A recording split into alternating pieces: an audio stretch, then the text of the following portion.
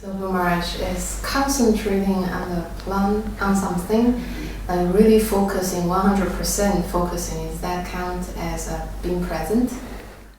Well, it's the beginning of presence. You could say there's a sequence.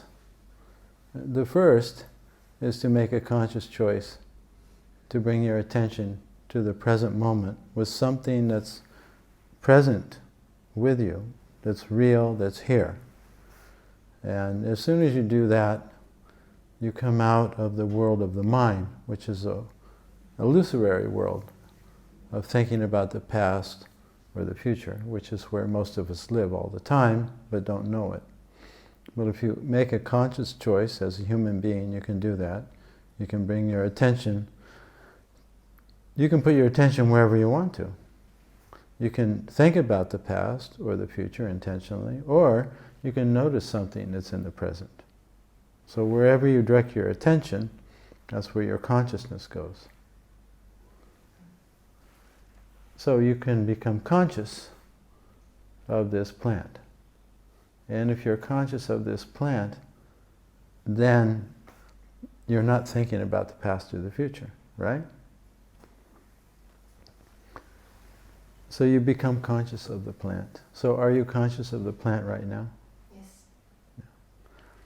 Once you've become conscious of the plant, and you're no longer in the mind, now there's an opportunity to also notice that you're here, conscious. So you're consciously present. Once you're consciously present, then you can begin to experience your life right now. That you exist, that you're aware, right here, right now. So we call this the reality of life, or the truth of life, which you can only experience right now.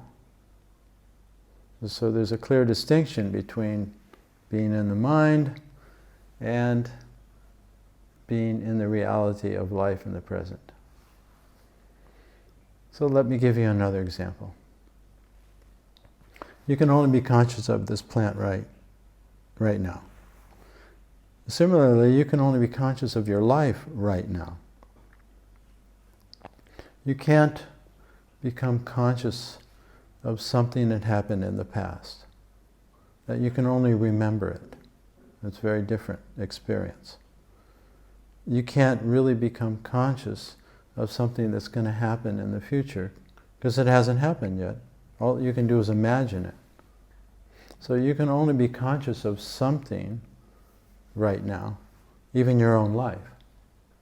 So in order to experience the joy of being alive, our attention has to be in the present moment. So that's where it all begins. Now most of us are habitually thinking all the time. We think about our life, but that's different than experiencing life right now, the joy of life. So that's the first step.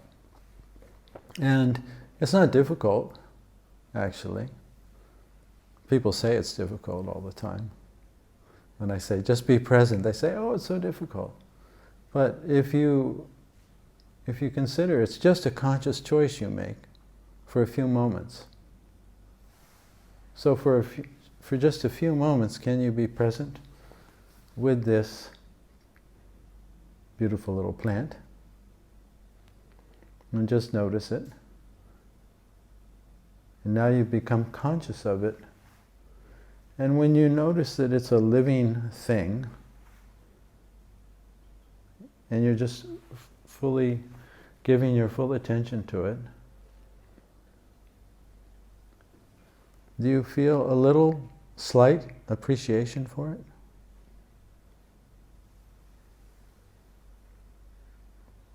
I mean, whenever we see the sunrise, when we see the trees, when we see a bird flying in the sky, there's a little sense of joy and appreciation for life, for all life.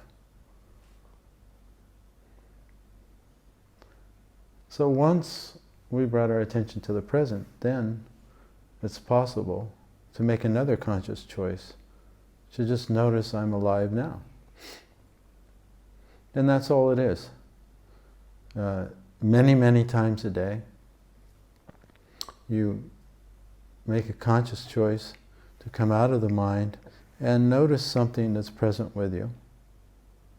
I call it a conscious, a present moment break. Right?